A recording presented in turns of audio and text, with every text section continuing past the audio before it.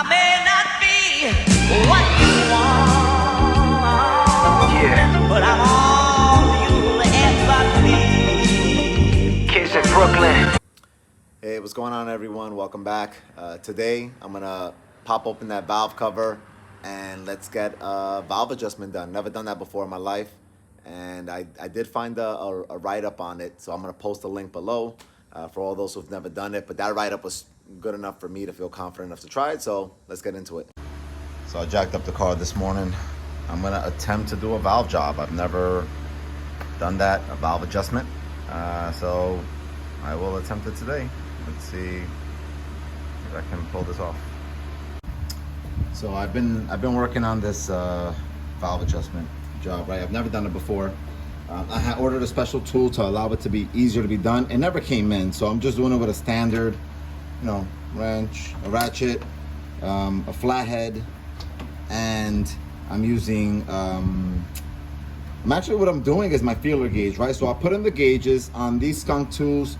It's saying the intake side should be at 7 thousandths of an inch, or 7 thousandths, whatever that means, 0.007. On the exhaust side, it should be 8 thousandths. I've checked them all. Only like 1 or 2 were on point. The rest of them were off by at least, 2 or 3 thousandths of the measurement that they were requiring.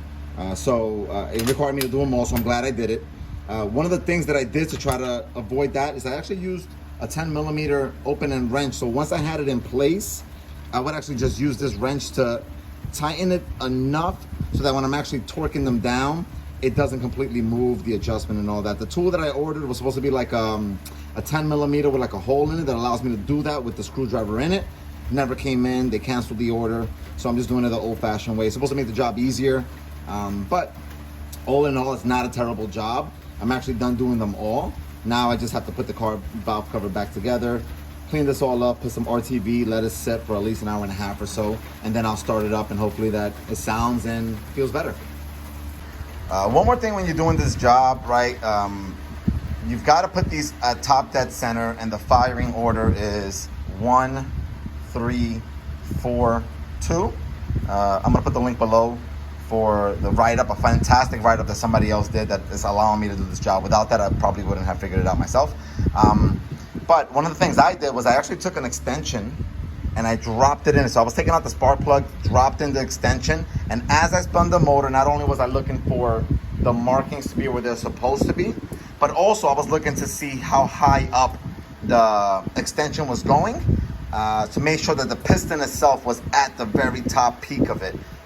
And I'll find out whether or not that either made it better or worse. So we'll see. So there she goes. She's all buttoned up.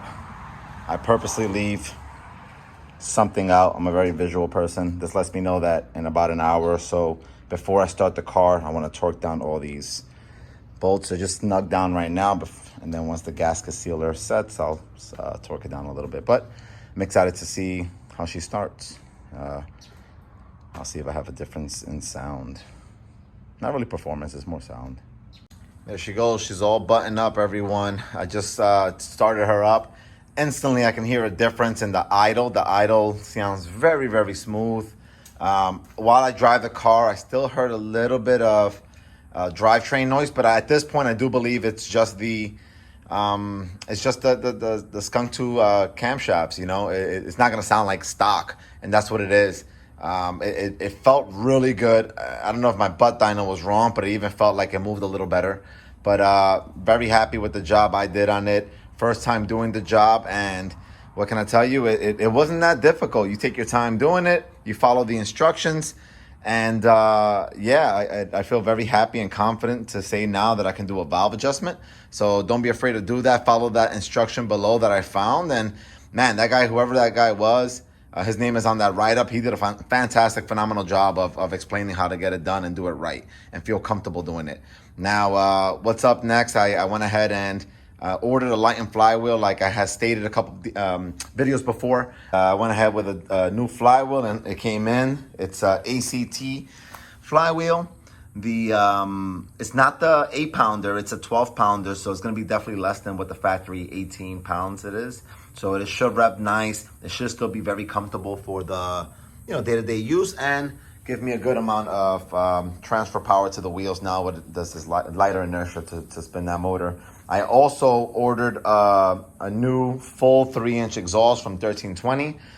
Since I don't have a cat, I also ordered a 12-inch resonator. I don't want it to be loud, but I do need something that's mandrel bend in this car, because what I have is 2.5-inch not mandrel bend. So let's wait for that exhaust to come in. I'll be doing the flywheel probably like in a week and a half from now.